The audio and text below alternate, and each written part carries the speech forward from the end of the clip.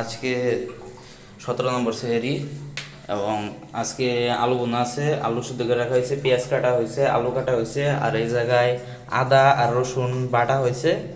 So এখন এই জায়গায় রান্না করা হবো। ভয়কে জয় করতেছি আমি আরেকটা ডিম।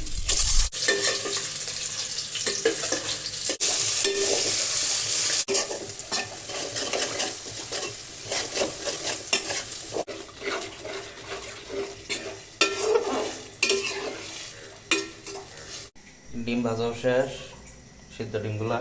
আর এই জায়গায় হলো গিয়া তরকারিটা কষায় রাখছি।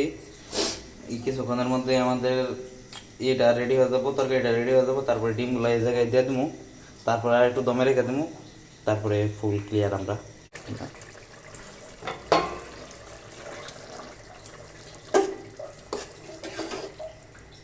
আর পানিও দেওয়া লাগবো না, রাতটা অনেক ভালো আছে। সো রান্না এট লাস্ট শেষ, এখন খাওয়ার পালা।